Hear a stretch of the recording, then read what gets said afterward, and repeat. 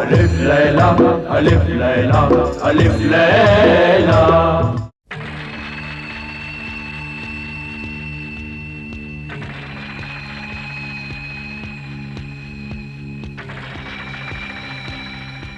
रुक जाओ ए मुसाफिर, रुक जाओ। क्या बात है? कौन हैं आप? ज़ीशान? सोफोनिस्बा, तुम यहाँ?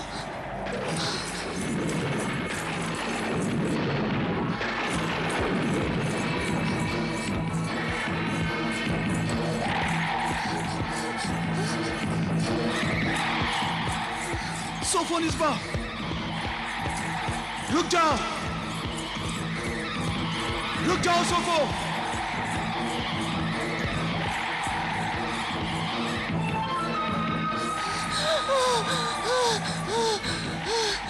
क्या शिकार मिल गया? खाने पीने का इंतजाम हो गया? नहीं, आज जो शिकार मुझे मिला वो मेरा शौहर ज़ीशान था, और वो कहीं यहाँ ना आ जाए। नहीं नहीं, ऐसा नहीं हो सकता। मैं इतनी तेज रफ्तार से भागी थी कि उसकी नजरों से गायब हो गई। अब वो यहाँ नहीं पहुंच सकता। सोफो! हाँ? हाँ?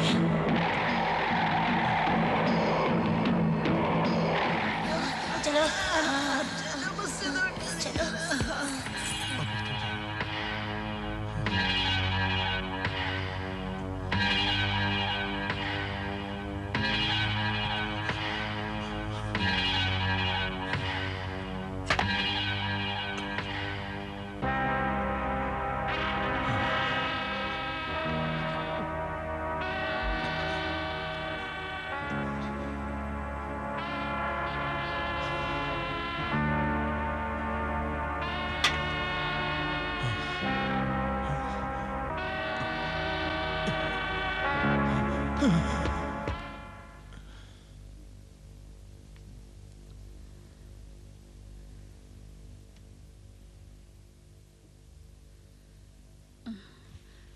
ला इलाहा इल्लल्लाह।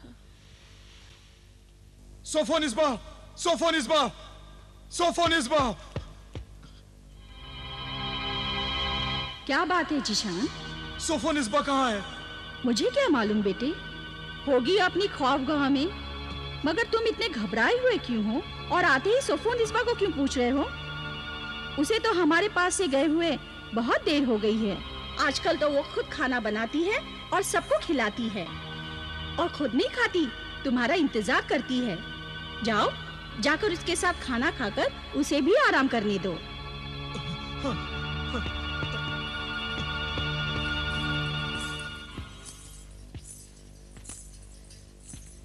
सोफोनिस्बा के रवैये में बहुत तब्दीली आ गई है। अब ऐसा मालूम ही नहीं होता कि ये वही सोफोनिस्बा है।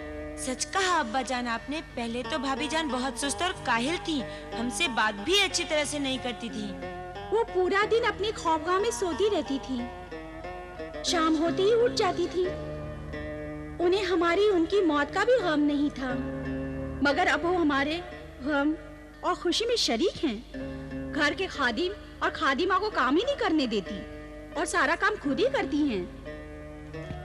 बहुत खिदमत गुजार है हमारी बहू बेगम। मगर ये ज़ीशान बाहर से क्यों परेशान आया था? आप बाहर से बहुत परेशान आए थे, क्या बात है? बहुत अजीब बात है। सुनोगी तो तुम भी पहले हैरान होगी, फिर परेशान हो जाओगी। परेशान हो जाऊंगी? कैसे? बताइए ना। हमारी शादी की पहली रात को ही हमारी अम्मी जान ने देखा था कि तुमसे मिलती जुलती एक लड़की हमारे मकान के अहाते से बाहर जा रही थी। अच्छा, फिर क्या वो लड़की कभी नजर आई? हाँ, वो आज फिर नजर आई, मगर यहाँ नहीं। जब मैं साहिले कस्तून से आ रहा था तो पुराना महल और जंगल के सुनसान रास्ते में मुझे वो नजर आई। अल्लाह खैर, क्या हुआ फिर? मैंने समझा कि तुम हो। मैं? हाँ, बिजली की चमक में मैंने उसकी एक झलक देखी, हूबहू तुम्हारी तरह थी। तौबा तौबा, अल्लाह रहम कर। मैंने पुकारा, वो भाग गई। मैंने उसका पीछा भी किया। आपको उसका पीछा नहीं करना चाहिए था। अरे कैसे पीछा नहीं करना चाहिए था?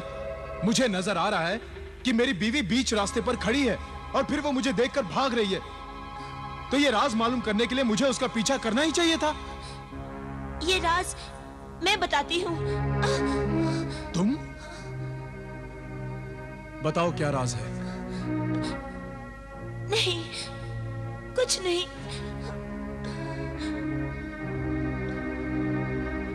नहीं नहीं, कुछ तो है जो तुम मुझसे कहते कहते रुक गई। सच सच बताओ, क्या बात है? क्या उस राज का ताल्लुक तुमसे है? नहीं। अगर नहीं तो फिर ये आंसू कैसे? ये डर और खौफ के आंसू हैं जो आपकी हिफाजत के लिए दुआ बनकर बह रहे हैं। अल्लाह का शुक्र है कि अल्लाह ने आपको उस खूबसूरत बला से बचा लिया। खूबसूरत बला? तुम्हें ये कैसे मालूम? मैंने अपने बुजुर्गों से सुना था कि चुड़ैलें और बदरू डाइने रात को खूबसूरत बनकर जंगल में घूमती रहती हैं और जब शिकार फंस जाता है तो वो उसे जिंदा नहीं छोड़ती।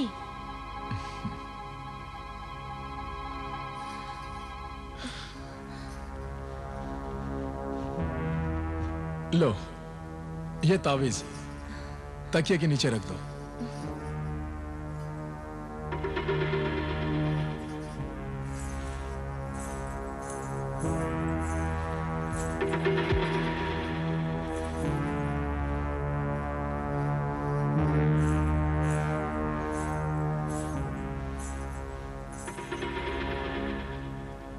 हमारे घर के सब लोग तुमसे बहुत खुश हैं। पहले तुम ऐसी नहीं थी। जो तब्दीली तुम में अब आई है उससे हमारे घर में एक नई जिंदगी आ गई है, एक बहार आ गई है। खुदा करे कि ये तब्दीली कायम रहे। एक बात बताओ सोफनिस्बा, तुम हमारे बिस्तर पर क्यों नहीं सोती? रात भर इबादत ही करती रहती हो। आप पर और आपके खानदान पर कोई मुसीबत ना आ जाए, इसीलिए मैं इबादत करती रहती हूँ, वजीफा पढ़ती रहती हूँ। आखिर मैं तुम्हारा शौहर हूं। ये वजीफा कब तक पढ़ती रहोगी? 40 दिन तक। 40 दिन तक मैं इंतजार करूंगा। तुम्हारी वजीफे इबादत में खलल नहीं डालूंगा। शुक्रिया, इस बंदी को आपने मुसीबत से बचा लिया। आइए खाना खाते हैं। चलो।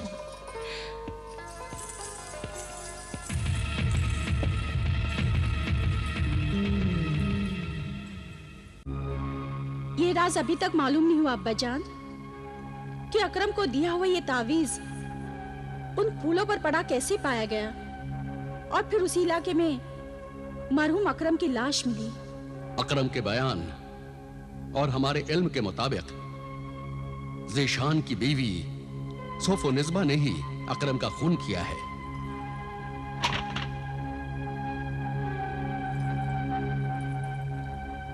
क्या बात है भाईजान, आज आप इतना चहचहा क्यों है? आबिदा बहन, तुम मेरी बात सुनोगी तो तुम भी चहचहाने लगोगी। ऐसी क्या बात है, बयान कर। मैं हर जुमेरात की तरह आज भी हजरत नजीम मियां शाह बाबा के मज़ार शरीफ पर हाजिरी देने गया था। वहाँ मेरे बहुत से पसंदीदा दोस्त हैं, तो कबूतर कौवे मिले। उन्होंने बताया कि मुखबिर जिन भी यहाँ मज़ार शरीफ पर हाजिरी देने आता है। उस दिन ने हमें बताया कि उसे अकरम की मौत का राज मालूम हो गया है। ये बात भाईजान को यानी मुझे बता देना। इसलिए आप दोनों से मेरी इल्तिजा है कि मुखबिर जिन को बुलाकर राज मालूम कर लो। नहीं, हरगिज़ नहीं। मैं उस नालायक मुखबिर जिन को कभी नहीं बुलाऊंगा। वो एतबार के काबिल नहीं। उसकी बात नामुकम्मल और मालूमात नाकारा है। उसकी की हुई गलतियों की सजा हमने भुगत ली है। हम शर्मिंदा हुए, पछताए, मुआफी मांगी यहाँ तक कि जिशान और सोफो निस्बा की नजरों में हम जलील हुए हैं। इतना कुछ करने के बाद भी वो मुखबिर गैर जिम्मेदार, नालायक हमारे जख्मों को हरा करना चाहता है। मैं उसे कभी मुआफ नहीं करूंगा।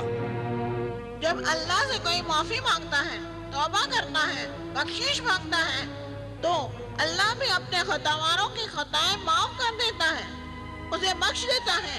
तो हुजूर, फिर क्या आप अपने खतावार की खता माफ नहीं करेंगे? हाँ, मुआफ करेंगे। तो फिर हुजूर बुलाइए उसे, वो आपके हुजूर में हाजिर देना चाहता है और आप उसे अकरम की मौत और सोफो निस्बा की पूरे असर किरदार का पता चल गया है। वो सबूत के साथ साथ सब बातें पेश करेगा, उसे बुलाइए।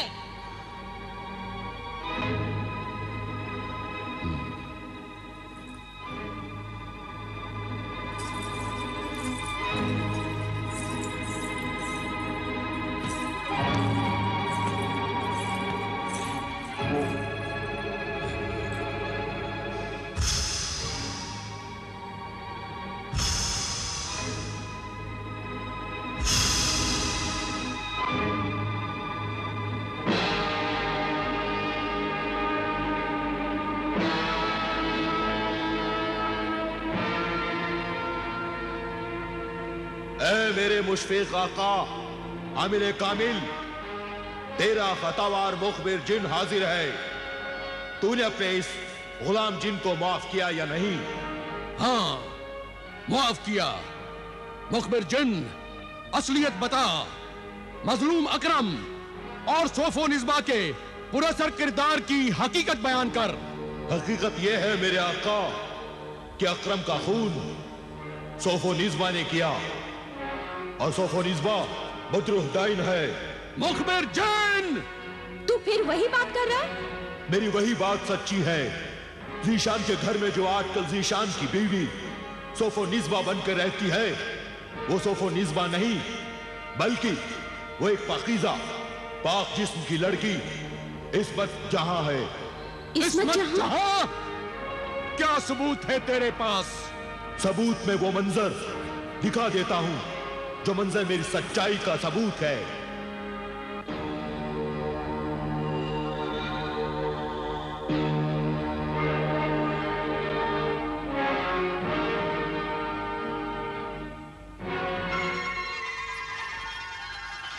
इस्मत जहां एक अल्लाह वाले दरवेश की पाक दामन बेटी है।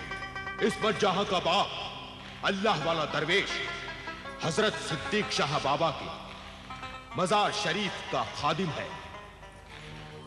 जब नापाक रूह वाली डाइन सोफो निस्बा अकरम के घर जाना नहीं चाहती थी, तब जादूगरनी मर्री खान ने अपने 2 जिन बुलाए।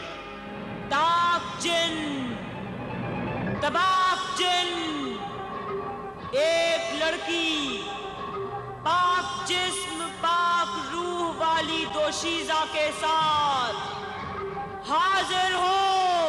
तो वो दोनों नापाक जिन मजार शरीफ में भी नहीं घुस सकते थे। इसलिए जब इस्मत जहां मजार शरीफ से बाहर निकलकर अपने घर जा रही थी, तब ताक जिन ने उसे उठा लिया और जादूगरनी मर्री खां के पास लेकर आ गया। जादूगरनी ने इस्मत जहां की शक्ल बदल दी, शक्ल और जिस्म असली सोफो निस्बा जैसा बना दिया और उसे जीशान के घर भेज दिया। यहां आने के बाद सबसे बड़ी अजीब बात यह हुई कि इस्मत जहां नकली सोफो निस्बा तो बन गई, लेकिन उसका दिल और रूह असली सोफो निस्बा की तरह नहीं बन सका, क्योंकि वो शैतान की दुश्मन और अल्लाह को मानने वाली पाक जिस्म और पाक रूह वाली जवान लड़की थी। वो जीशान और उसके खानदान की हमदर्द बन गई और अपना वजीफा पढ़ने से उसे 2 फायदे हुए। एक तो ये कि जीशान की बीवी नहीं थी, उसे अपने आप को बचाना था। दूसरा ये कि वो चाहती थी कि आबिदा की मदद से जीशान के खानदान को बचाया जाए, क्योंकि वो जानती थी कि नापाक शैतान की ताकत हमेशा अल्लाह के पाक नाम और कलाम के सामने हार जाती है। आप तो जानते ही हैं। शाबाश मुखबिर जिन, शाबाश। तेरा ये काम काबिले तारीफ है। वाकई तुमने बहुत बड़ा कारनामा अंजाम दिया है मुखबिर जिन। अब तो सब समझ में आ गया। और वो नेक सीरत इस्मत जहां का किरदार तो वाकई एक मिसाल है। वो तो बिल्कुल नहीं घबराई। हालात की मजबूरी में भी बुरे से बुरे हालात का मुकाबला किया और शैतानी ताकत के खूनी पंजों में फंसे जीशान के खानदान को बचाने की कोशिश भी कर रही है। वो बदरूह असली सोफो रिज़वा कहाँ है? पुराने महल के खंडरों में, और पुराना जंगल उसका ठिकाना है। वो जंगल इस कद्र खौफनाक और उसमें इतना अंधेरा है कि लोग दिन में जाते हुए भी डरते हैं। लेकिन मैं जाऊंगी। नहीं जाओगी? जाऊंगी। जाएगी, जरूर जाएगी और उसे गिरफ्तार करके लाएगी। उसे गिरफ्तार करना इतना आसान नहीं है मेरे आका, क्योंकि सोफो निस्बा की जादूगरनी मरीखा के पास बड़ी शैतानी ताकत है। मेरे पास मेरे अल्लाह की ताकत है, मेरे ईमान की ताकत है। हाँ, अल्लाह और ईमान की ताकत ही शैतानी ताकत को हरा सकती है। आजकल चांद की चांदनी खत्म हो चुकी है। उस रास्ते पर बिल्कुल अंधेरी रात का सन्नाटा होगा। सिर्फ शैतानी बिजलियां चमकती रहती हैं। ऐसे आसिरी खौफनाक माहौल में मुझ जैसे जल्लाद जिनको जाना चाहिए। तू न जा ए दुख्तरे आमिल, वो जंगल बड़ा खतरनाक है। खतरों से डरते रहे तो फिर फर्ज कभी अदा नहीं हो सकता। और फिर किसी ना किसी दिन किसी ना किसी को तो ये काम करना ही होगा। तो क्यों ना मैं ये काम करूं? बेशक ये काम तुम ही करोगी। तुम्हारे पास रूहानी और जलाली इल्म के सारे हथियार मौजूद हैं। जो इंसान लड़ने से पहले लड़ने की तैयारियां कर लेता है, वो इंसान आधी लड़ाई तो लड़ने के पहले ही जीत जाता है। वो बदरूह अल्लाह के बंदों का खून कर रही है। उसे जितनी जल्दी पकड़ लिया जाए और सजा दे दी जाए, ये अल्लाह के बंदों और इंसानियत की खिदमत होगी।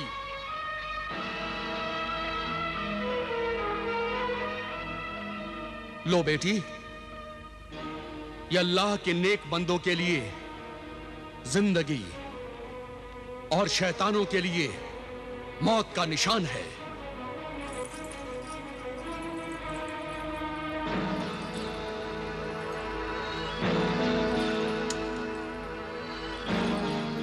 अब्बा जान, मुखबिर मददगार जिन, मेरी कामयाबी की दुआ करना।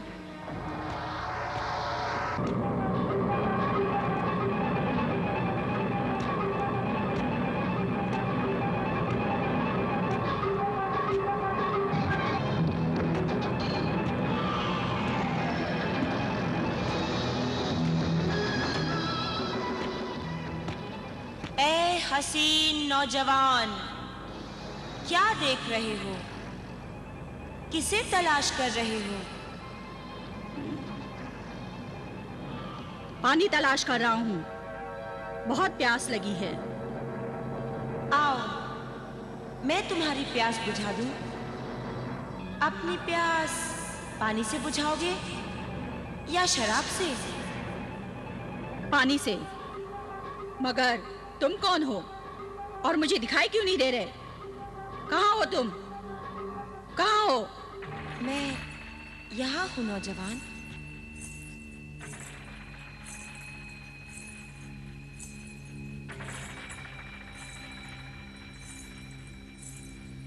लो, ये पानी पी लो।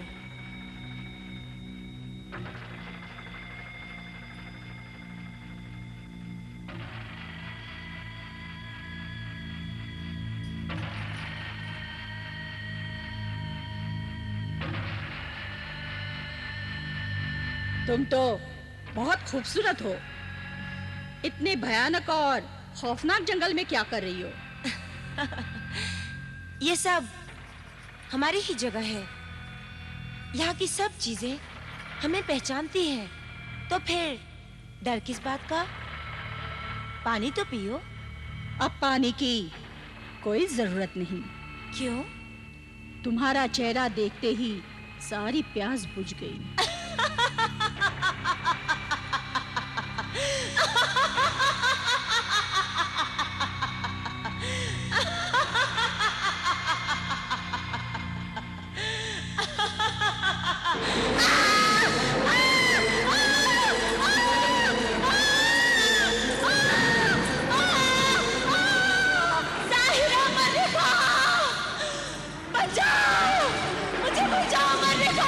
मुझे कोई नहीं बचा सकता सोफोनिस्बा, कोई नहीं।